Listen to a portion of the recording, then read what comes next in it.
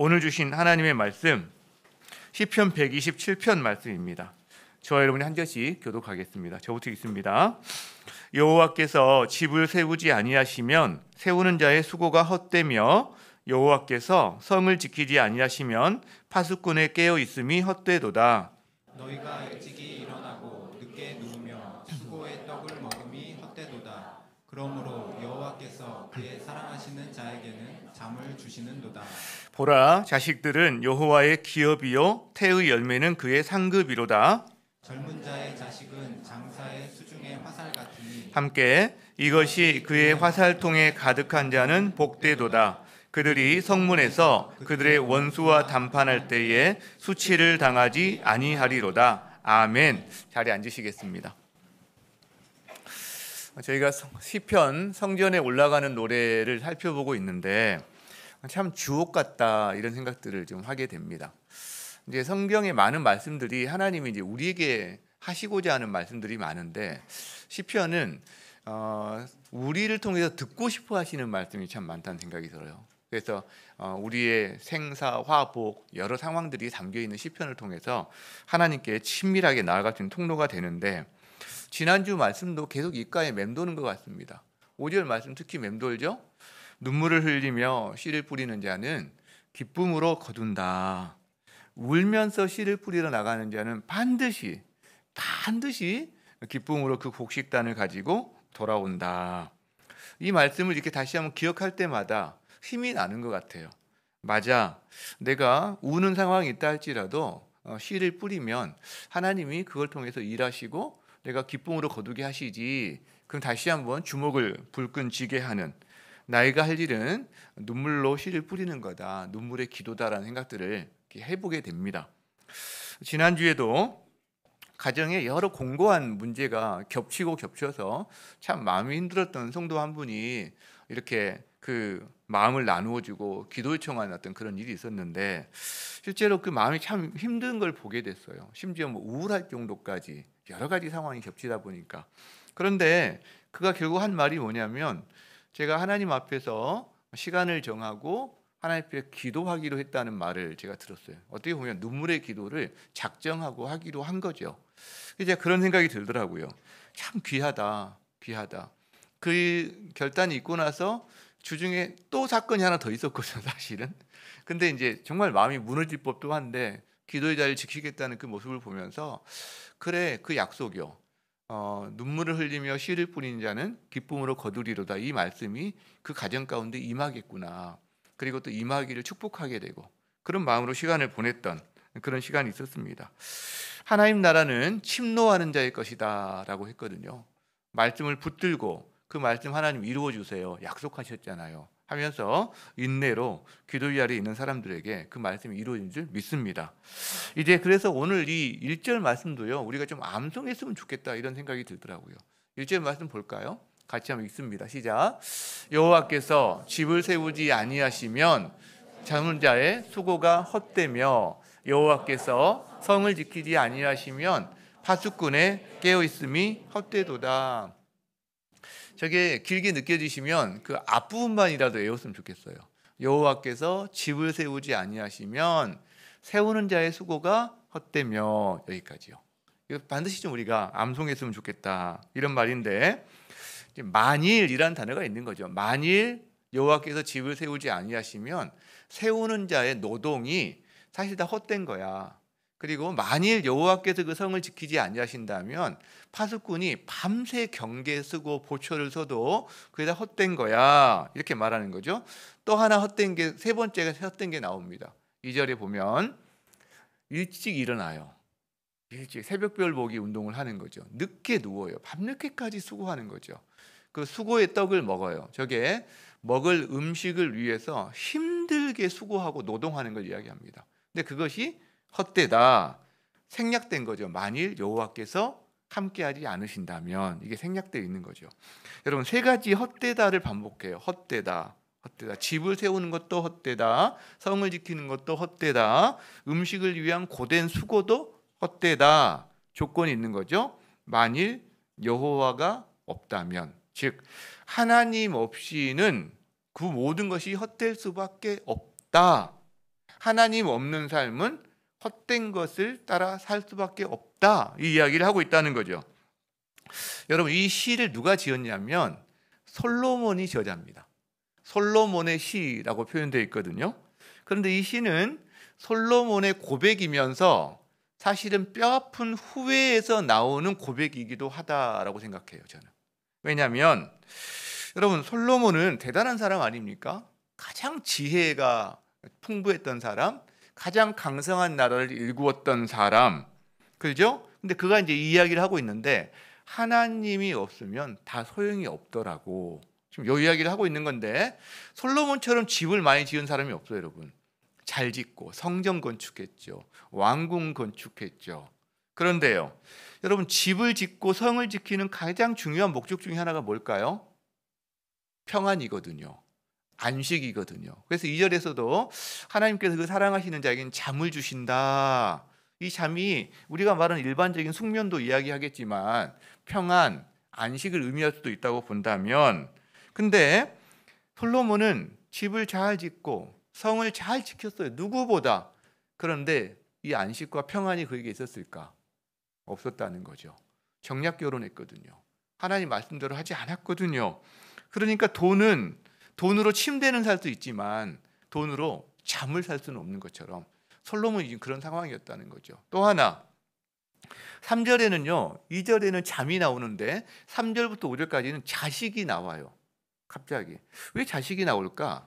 앞에 집 이야기하면서, 성 이야기하면서, 여러분, 집을 세우고 성을 지키는 가장 주된 이유 중에 하나가 바로 이 자식입니다. 자식을 세우는 거예요, 어떻게 보면. 그런데 솔로몬은 집을 잘 세우고 그다음 집을 짓고 성을 잘 지켰지만 자식을 잘 세우지는 못했습니다. 그가 죽고 나서 다 나라가 쪼개지고, 그래서 결국 자식, 이렇게 말하는 솔로몬이 자식도 사람 힘으로는 안 되더라, 지금 이야기를 하고 있다는 거죠. 저는 오늘 이 말씀이 의미는 너무나 분명한 거예요. 여호와께서 집을 세우지 아니하시며 세우는 자의 수고가 헛됩니다. 여러분, 더 이상 제가 이걸로 설교할 뭐가 있을까요? 의미가 너무나 분명해요. 그래서 저는 이런 질문을 해보고 싶어요.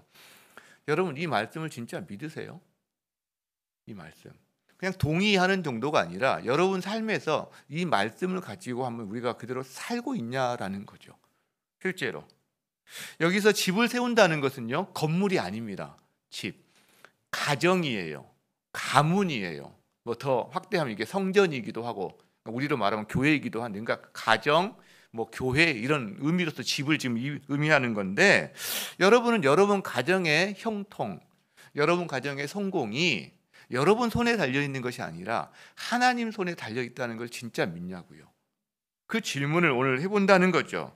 여러분은 여러분 자녀의 어떤 인생이, 여러분이 이 앞길을 닦아주고 모든 걸 막 학원을 보내고 인생 계획을 세워서 한 걸음 한 걸음 해 나가는데 이 자녀의 성공과 세워짐이 결정되는 것이 아니라 이 자녀에게 하나님이 세워주셔야 이 자녀가 설 수 있다는 것을 진짜 믿고 그대로 우리가 살고 있냐라는 거죠. 이 질문을 해보게 된다는 겁니다. 제가 최근에 어떤 처음 듣는 단어 하나를 듣게 됐는데, 여러분 혹시 힐세고시라는 말 들어보셨어요? 혹시 들어보시면 살짝 손 한번 들어보세요. 그렇게 많지 않으시네요. 예. 저 며칠 전에 처음 들은 단어거든요. 힐세고시라는 거. 이게 뭔 단어지 하면서 이제 좀 알아봤는데, 제가 설명을 해드릴 텐데, 제가 설명하기보다는 제가 이게 브런치에 이거 관련된 글이 하나 올라온 게 있어서 제가 그걸 가져왔어요. 그게 더 아마 이해가 될 텐데, 제목이 이렇게 되어 있습니다. 7세 고시 합격하면 성공한 인생을 살까? 그러니까 사법고시, 뭐 행정고시 하듯 이 고시인 거예요. 7세, 7살이 치르는 고시인 거예요. 그러면서 누가 썼냐면, 영재 교육을 받고 대치동에서 자란 글쓴이의 솔직한 썰풀이, 이렇게 썼더라고요. 그러니까 이 사람이 그걸 직접 경험한 사람인 거죠. 자, 이렇게 썼어요. 얼마 전 7세 고시를 준비하는 대치동 엄마들이 유튜브에 나왔다. 영어 유치원을 졸업하자마자 학원에 다니기 위해 시험을 보는데, 이게 7세 고시인 거예요. 그 난이도가 엄청났다. 자, 첫 번째 객관식 문제를 풀어, 영어. 그다음 7살짜리가 두 번째 영어 에세이를 20분 동안 써요. 여러분, 여기서 우리 영어 에세이 쓸 수 있는 사람 몇 명이나 될까? 저는 모르겠어요. 한두 줄 my name is 뭐 이 정도는 쓸 수 있겠지만 잘 못 쓸 것 같아요. 그다음 영어 인터뷰를 통과해야 된대요. 그러면 고시 합격의 영광을 누릴 수가 있는데 미국 초등학교 3학년 교과서 공부할 수 있는 반에 들어갈 수가 있대요. 그때. 그런데 문제는 이 실세 고시가 워낙 치열하고 어려워가지고 4세 고시를 준비하기 위해서 4세 고시반에 등록한대요. 그리고 4세반에 가기 위해서 24개월부터 준비하는 학원이 또 있대요. 저는 정말 놀랐어요. 저와는 완전 딴 세상이라는 생각이 들었어요. 아마 우리 성도들 대부분 아마 그런 느낌이지 않을까 싶은데요. 그래서 이 저자가 글쓴이가 그런 질문을 하더라고요. 대치동의 이런 조기 교육 열풍은 왜 이렇게나 뜨거운 것일까? 실세 아이들에게 천재적이고 이런 가혹한 교육이 꼭 필요한 것일까? 이 질문에 대해서 나는 이 저자인 거죠. 이 저자가 그렇게 해서 어릴 때부터 초등학교는 중계동 쪽에서, 중고는 대치동에서 다 보낸 다음에 스카이를 갔어요. 그리고 10년 동안 방황을 많이 하고 힘든 시간을 보냈죠. 그리고 이제 지금 30이 됐나 봐요.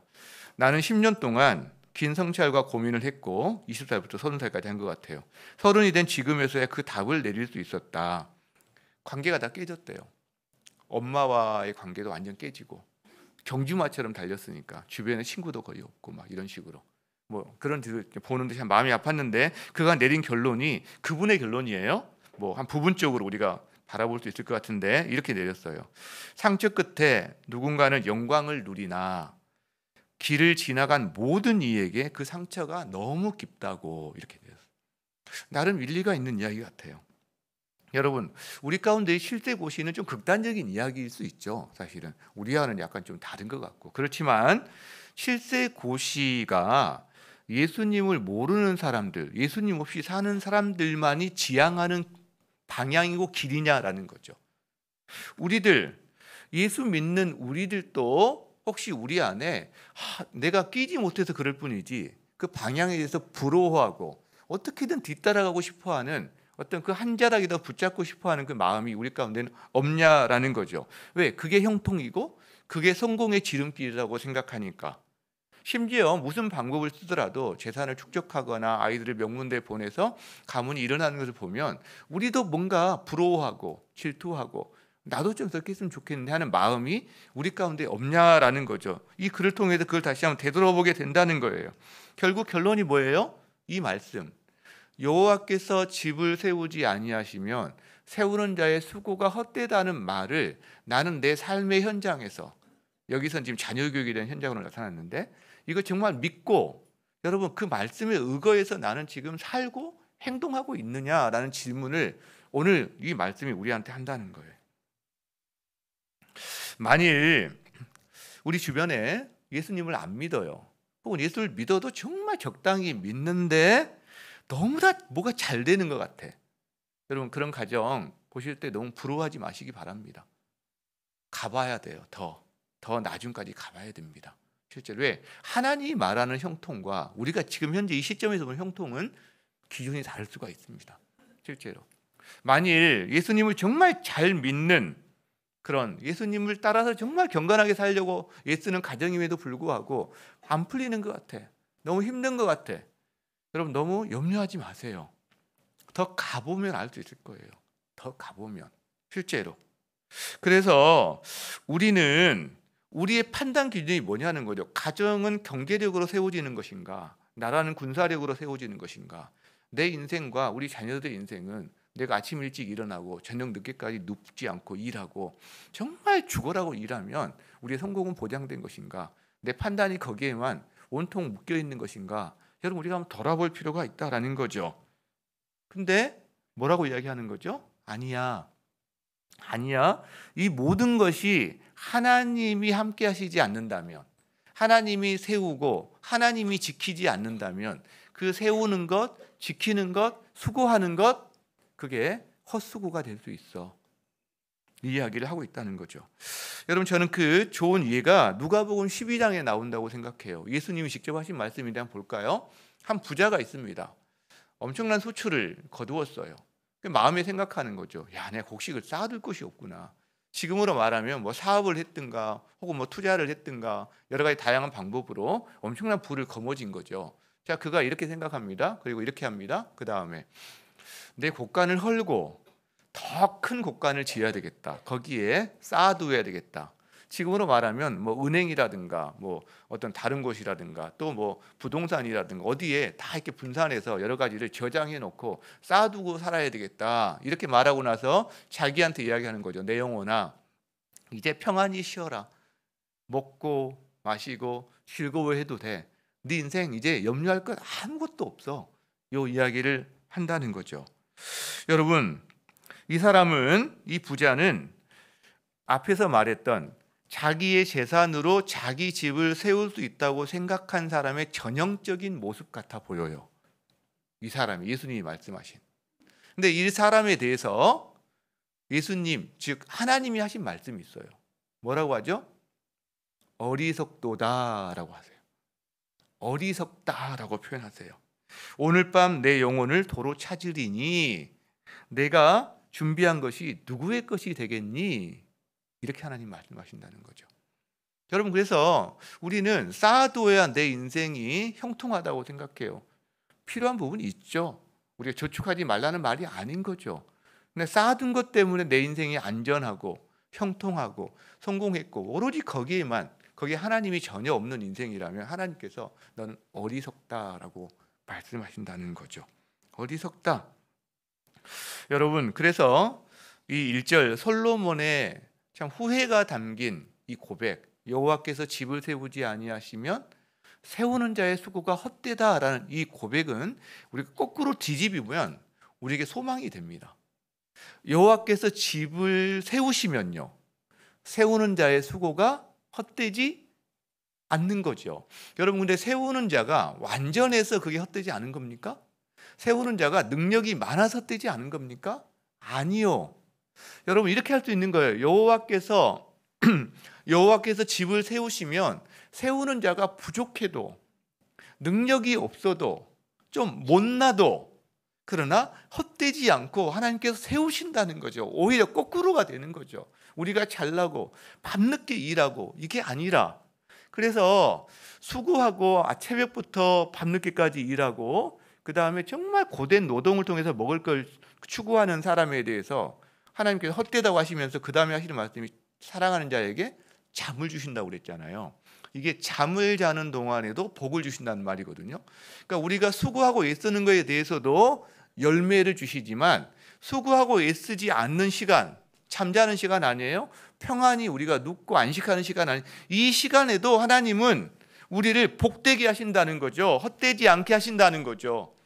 여러분이 수고할 때도, 여러분이 수고하지 않을 때도 이 말씀을 바꿔 쓸 수 있는 거예요. 여호와께서 우리 집을 세우신다면 나의 부족함에도, 내가 수고할 때에도, 내가 혹시 잠자고 있을 때에도 하나님은 헛되지 않게 하신다. 이렇게 말할 수 있다는 거죠. 하나님을 신뢰하고 살아가는 것, 이게 필요하다는 것을 우리에게 다시 한번 보여주는 것 같아요. 자, 그렇다면 이제 집을 세우는데 그 집을 세우는데 가장 중요한 게 뭘까? 앞에 1절에서 집을 세운다, 성을 지킨다 그러면서 뒤에 3절부터는 갑자기 자식 이야기가 나와요. 자식.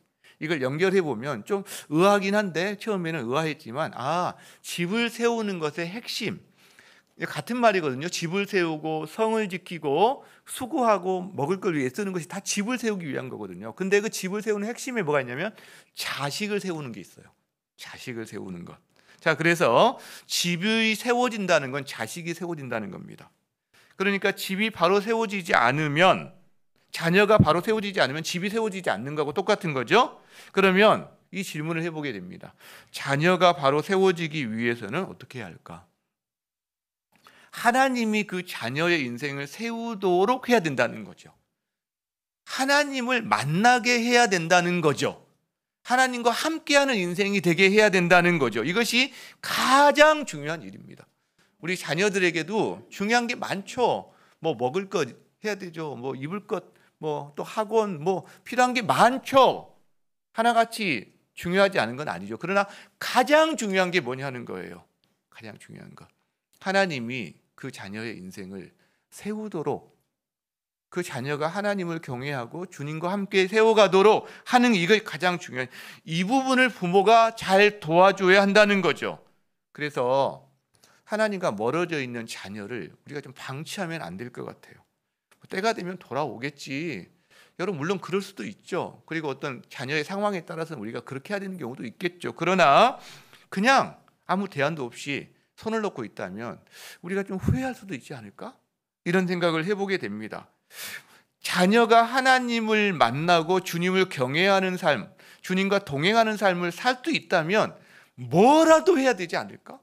뭐라도 협박도 하고 금융치료도 하고 뭐 다리 몽둥이를 부숴서라도 앉혀놓기도 하고 뭐 이런 말 하면 낫대 뭐 하면서 좀 뭐라고 하기는 모르겠지만 그러니까 뭐라도 물론 자녀의 상황, 자녀의 나이 다르기 때문에 가정마다 다르기 때문에 제가 뭐라고 획일적으로 말하기는 어려워요. 하나님께 지혜를 구하면서 인격적으로 대하면서 이 자녀에게 뭐라도 해야 되지 않을까? 여러분 그게 눈물의 기도가 아닐까요? 눈물의 기도가 선행되면서 뭐라도 해야 되지 않을까? 여기서 자녀에 대해서 이야기하는 부분이 다른 분들은 자기 가족들일 수도 있을 거예요. 실제로 뭐라도 해야 되지 않을까? 단순히 우리 자녀가 교회에 출석하고 있다. 그것만으로 안심하고 있을 수 있을까? 글쎄요. 여러분 안심할 수 없는 부분이 있을 것 같아요. 교회 출석이 목표가 아니라 하나님을 인격적으로 만나고 하나님 안에서 인생의 의미를 발견하고 인생의 목적을 찾고 그 방향을 설정하는 데까지 저희들이 뭔가 도와줘야 하는 건 아닐까? 왜? 이 자녀들이요, 여러분. 우리나라 교육에 뭐 좋은 점도 많겠지만 어려운 점도 많잖아요. 우리가 다 느끼듯이. 사실은 우리나라 교육이 자녀들이 인성을 잘 다루지는 못합니다. 인생의 의미와 목적을 찾아가는 과정으로서 이 자녀들에게 친구들과 토의하고 책을 읽고 같이 어떤 모델링을 하고 이런 작업들이 거의 없습니다. 실제로. 주로 기능 교육이거든요. 그리고 경쟁 구조거든요. 이걸 나쁜 의미로 말한다면 여러분 로마 시대의 교육을 크게 둘러 나누면 하나는 귀족 교육이고요. 하나는 노예 교육이에요. 귀족들에게는 사회와 세상과 인문을 가르칩니다. 노예에게는요. 기술만 가르칩니다. 우리는 어떻게 보면 그 노예 교육의 전통 가운데 지금 우리 아이들이 내몰려 있어요. 그러니까 생의 의미 막 경쟁하다가 이걸 획일적으로 이 등수가 매겨지는데 여기서 조금 모자라게 되면 자기 인생의 의미를 잃어버려요. 여러분 만약 우리 아이들이 인생의 의미를 청소년들이 더 발견한다면 우리나라의 청소년 자살률은 지금보다 완전 더 떨어질 거예요. 사실은. 자기 삶의 방향을 알고 인생의 의미를 아니까 우리가 도와줘야 되는 부분이 그런 부분이 아닐까. 부모로서 너 학원 하나 더 다녀, 시험 문제 하나 더 풀어, 이게 아니라 부모가 오늘 성경을 보면, 오늘 말씀을 보면 성경이 자녀에 대해서 하는 말이 있어요. 자녀를 어떻게 바라보는지 한 두 가지 정도 우리가 이걸 좀 정리할 수 있지 않을까 싶은데, 하나는요, 성경은 자녀를 하나님의 선물이라고 말합니다. 자녀는 하나님의 선물이다. 3절 말씀 볼까요? 3절. 자, 같이 한번 읽습니다. 시작. 보라, 자식들은 여호와의 기업이요 태의 열매는 그의 상급이로다. 뭐라고 하죠? 자식들. 그는 여호와의 기업, 하나님의 유산이라는 거예요. 여러분의 자녀들이 하나님이 여러분에게 주신 유산이라는 거예요. 그리고 태의 열매, 자녀들이죠. 똑같아요. 다른 말로 반복했을 뿐입니다. 태의 열매는 그의 상급이다. 하나님의 상이라는 거예요. 리워드, 보상, 상급, 상 같은 말입니다. 여러분 지금 뭐라고 하고 있죠? 우리 자식들은 하나님의 유산이고 하나님이 우리에게 주신 하나님의 상이다. 이거를 좀 와닿을지 모르겠지만 선물이다라고도 우리가 표현할 수 있다는 거예요. 우리에게 주신 어마어마한 귀중한 선물이다. 근데 이 시대적인 상황에서는요, 우리 시대의 일반적인 문화에서는요, 자식은 선물이 아닙니다. 짐이에요. 부담이에요. 여러분 그건 이해가 가죠. 워낙 먹고 살기 힘들고 교육에 대한 부담도 많고 경쟁 속에 시달리는 자녀를 보면 불쌍하기도 하고 이제 그런 여러 가지 현실적인 고통과 문화적인 것이 결합해서 우리가 자녀를 짐으로 여기고 부담으로 여기고 그러다 보니까 또 어렵다 보니까 출산을 기피하고 세계 가장 낮은 출산율을 기록하고 이게 우리가 다 아는 내용이죠. 그나마 저희 교회 안에서 올해 한 10가정 이상 정도 자녀 출산을 기다리고 있는데 이거 너무 기쁜 일이죠. 가만히 생각해 보면 이게 세상의 사조처럼 자녀를 짐으로 여기지 않고 자녀를 선물로 여기고 축복으로 여기고 그것을 누리고 또 지지해주고 격려해주는 공동체가 있기 때문에 자연스럽게 이렇게 마음이 열리고 아마 그런 결과물이 아닐까 이런 생각을 해보게 되는데, 여러분 세상 풍조가 말하는 것과 하나님이 말하는 게 다를 수가 있어요. 근데 내 생각은 이 세상 풍조의 영향을 받아서 이것에 가까울 수 있어요. 이 두 개 충돌될 때 어떻게 해야 될까요? 그럴 때 자기 생각을 하나님 말씀에 아래에서 복종시키면 그게 저는 복된 사람이다 이렇게 믿습니다. 자, 그렇다면 자녀들이 하나님의 선물이잖아요. 누구에게? 부모에게 주신. 즉 부모는 하나님으로부터 위탁받은 선물인 거거든요. 그래서 이 부모에게 해야 될 일이 있어요. 뭘까요? 뭐 많겠지만 모델링입니다. 모델입니다. 모델이 되는 거예요. 모범이 되는 거예요. 자녀는 일단 나의 소유가 아니에요. 내 마음대로 막 이렇게 하는 게 아니에요. 하나님 또 받았기 때문에 내가 청지기로서 이 자녀가 하나님의 사람으로 잘 자라날 수 있도록 내가 모범이 되고 모델이 되어야 한다라는 거죠. 자녀는 부모의 등을 보고 자란다라는 말 우리가 다 동의할 겁니다. 실제로. 여러분 집에 있는 강아지들만 여러분을 일거수일투족을 관찰하고 있는 게 아닙니다. 여러분 자녀들도 일거수일투족을 다 관찰하고 있어요. 어떻게 하는지 그대로. 그리고 이게 몸에 뱄니다. 따라합니다. 그래서 걔가 하는 말을 들으면 엄마 아빠가 누군지 어렴풋이 짐작이 되는 경우도 많아요. 지 엄마 아빠처럼 똑같이 말하거든요. 말투라든가 뭐 말의 내용이라든가. 실제로 제가 어제예요.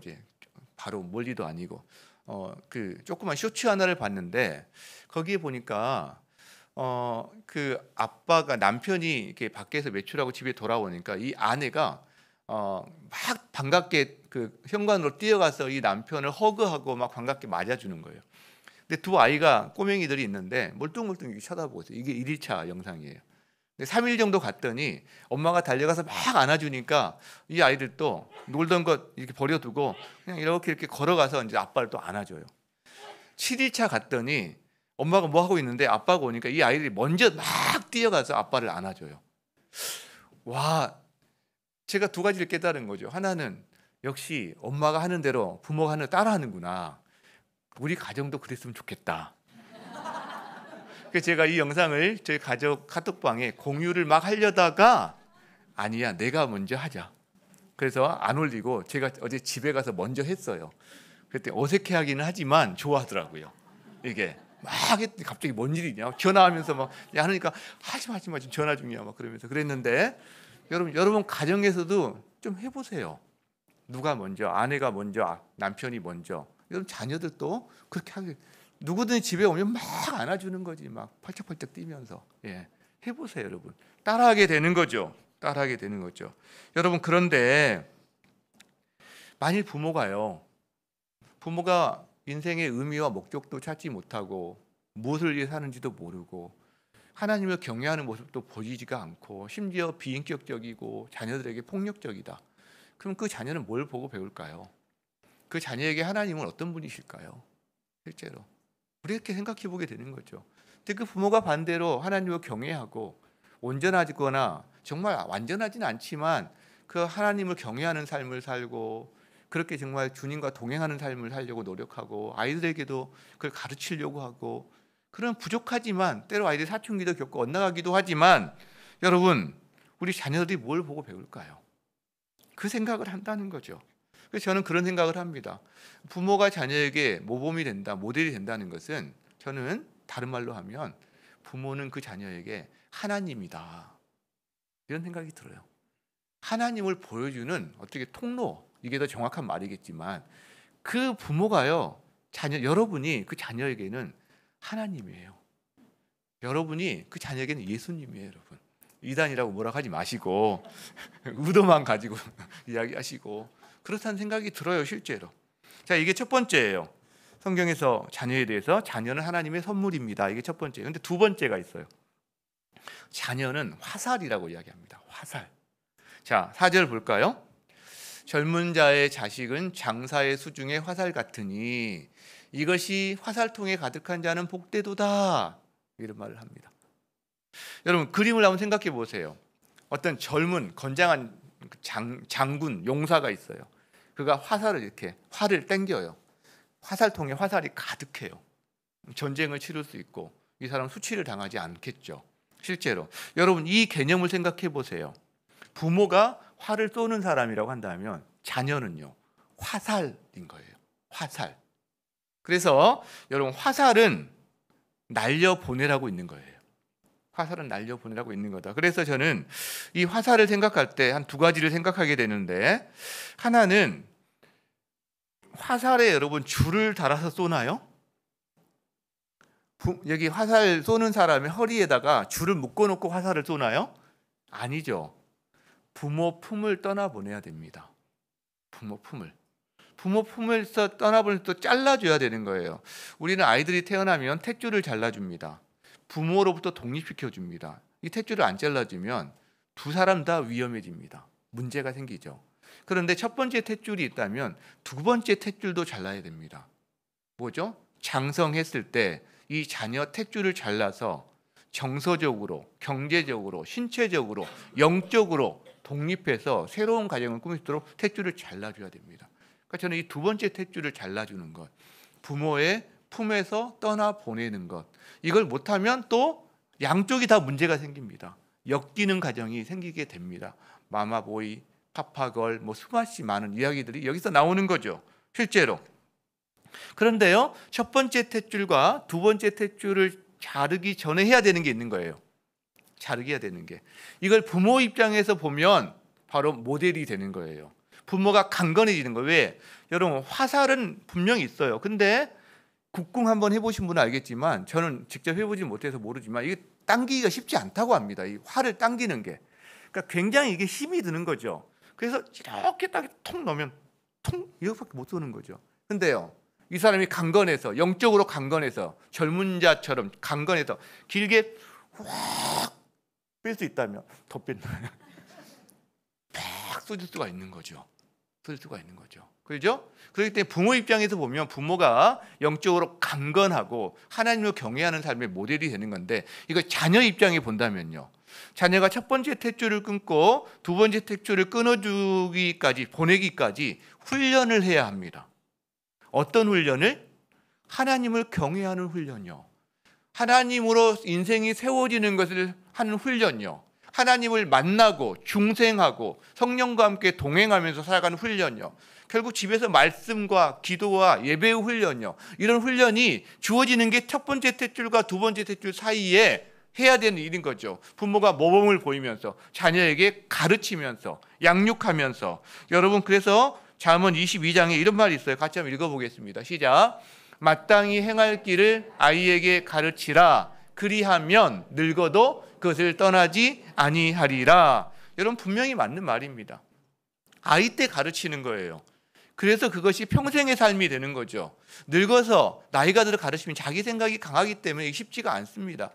여러분, 교회 다니는 분들 거의, 제가 퍼센트는 숫자가 좀 약해서 잊어버렸는데, 교회 어차피 다니는 사람의 거의 대부분이요, 적어도 20세 이전에 교회를 다녀본 사람들이 교회를 다닙니다.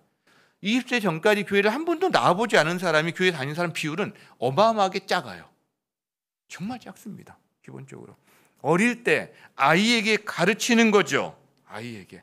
여러분, 가르칠 때 부모가 가르치지만 교회와 함께 연합해서 가르치면 더 좋다고 생각해요. 학교와도 연합할 수 있으면 더 좋겠지만 학교와 연합해서 신앙교육을 할 수 있는 부분은 좀 연약하기 때문에 거기는 어떤 기술교육 혹은 더 가능하다면 인성교육 정도로 할 수 있겠지만, 교회와 연합해서는 이 영적인 교육까지 가능하다는 거죠. 하나님을 만나게 하는 것. 우리가 분명히 알아야 될 것은 이 자녀의 영적인 교육, 이 자녀의 영적인 책임자는 누구냐면 부모입니다.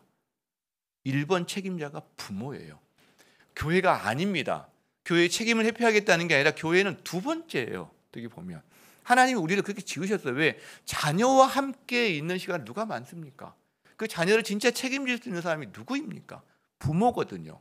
그러니까 교회의, 학교에 이 자녀를 떠넘기는 구조가 아니라 본인이 씨름하면서 교회 학교의 도움을 받아서 교사들과 함께 소통하고 기도 제목을 나누고 또 우리가 교사에게 자녀를 위한 기도를 부탁하고 이 구조로 함께 연합해서 이 사역을 해나가는 구조다라는 거죠. 그래서 탯줄 사이에 부모로서 모델링하고 모델이 되는 것, 자녀는 훈련하는 것. 이게 이제 어떻게 보면 화살을 쏘아 보내기 위한 준비라고 한다면 두 번째는 파송이죠. 화살을 날리는 겁니다. 화살을 쏘는 거예요. 어디로 쏘아야 될까요? 이 자녀들을 벌써부터 나 쏘기 싫은데 이런 분이 계실 수 있겠지만 너무 아까워. 자, 쏴 보내야 되는데 어디로 쏴 보내야 됩니까? 세상으로 쏴 보내야 되겠지만 그 전에요. 하나님께로 쏴 보내야 합니다. 하나님께로. 보세요. 첫 번째 탯줄을 잘랐어요. 두 번째 탯줄을 자르기까지 부모가 최선을 다합니다. 모범이 되고 이 자녀를 훈련하고, 그리고 이제 어쨌든 쏴 보내는데 이 자녀는 여전히 미숙합니다. 세상은 위험합니다. 불안합니다. 어떻게 해야 될까요? 하나님께 맡겨야죠. 이 자녀를 하나님께 부탁해야죠. 그러니까 하나님께로 쏴 보내는 거예요. 그러면서 동시에 하나님께로 쏴 보낸 그 사람을 하나님과 함께 세상으로 쏴 보내는 거죠. 하나님께 맡기지 않고 세상으로 쏴 보낼 수 있겠어요? 안 되는 거죠. 여러분, 그렇게 하나님께 쏴 보내면 하나님께서 책임지십니다. 맡기지 않은 물건 책임지지 않는다. 맡긴 물건 책임진다. 늘 이야기하잖아요. 하나님께 이 자녀를 맡기면 하나님이 그 자녀를 하나님의 사람으로 빚어가시는 거죠. 그 사람, 그 아이의 고난을 통해서도, 그 아이의 부족함을 통해서도, 우리 가정의 경제적인 약함을 통해서도 하나님의 공급을 경험하는 통로가 되더라는 거죠. 실제로 모든 것이 합력하여서 하나님의 교육의 통로가 되더라는 거죠. 강하면 강한 대로, 연약하면 연약한 대로, 있으면 있는 대로 풍성함을 감사하고 누리고 나누고, 없으면 없는 대로 그것이 하나님의 공급의 통로가 되기도 하고 주눅들지 아니하고, 이게 되더라는 거죠. 고상한 사람으로, 숭고한 사람으로, 다른 사람이 굽신굽신하지 않으면서 당당하면서 겸손한 사람으로 빚어져 가더라는 거죠. 여러분, 이런 것들이. 여러분, 그렇게 우리 자녀가 바로 서게 되는 줄 믿어요. 고난을 겪고 어려움을 겪으면서 하나님을 경험한 사람이 그 가정을 바로 세워가는 가정의 리더가 될 거고요, 사회의 리더가 될 거예요. 그런 사람들이 많아지면 이 사회 가운데 하나님의 영광이 드러난 일들이 더 많아지지 않을까.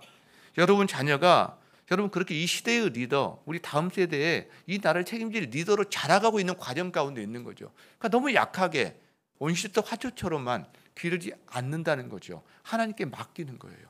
하나님께 맡기는 거예요. 여러분, 동시에 세상으로 쏘아 보내는 거죠. 학교를 보낼 때, 그래, 네가 너희 반의 축복의 통로야. 너희 친구들에게 축복의 통로야. 유학을 보낼 때 그 나라를 위해서 네가 중보하는 중보자야. 네가 작은 선교사야. 여러분, 이런 것이 쏘아 보내는 건 아닐까 싶어요. 직장에 갈 때 단순히 그게 먹고 사는 문제만 해결되는 문제가 아니라 그곳이 너의 삶의 터전이고 그곳이 너의 선교지고 하나님의 사랑으로 섬기는 곳이야. 세상으로 쏘아 보낸다는 거죠. 여러분, 삶에서도 그렇게 하지만 저는 우리 자녀들에게 특별히 이 좋은 어떤 추억, 영적인 어떤 경험들이 많이 있으면 좋겠다는 생각을 하는데, 그게 바로 단기 비전 트립이 아닐까 싶어요. 어떻게 보면 우리 청년들이 울진으로 제주도로 매년 가는데 그것도 계속 하고요.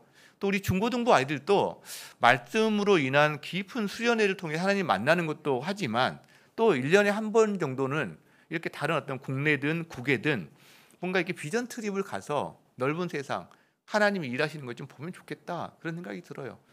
저희 교회 안에 동역 선교사님도 계시고 또 우리와 함께 이렇게 삶을 나누는 선교사님도 많이 계시기 때문에 같이 의논하면서 이 단기팀이 지금보다 훨씬 더 많이 이제 좀 이렇게 나갈 수 있으면 미리 준비해서 올 여름부터 가능하지 않을까요? 지금 3월이니까. 좀 그래서 우리 자녀들에게 이런 기회를 자꾸 열어줬으면 좋겠다.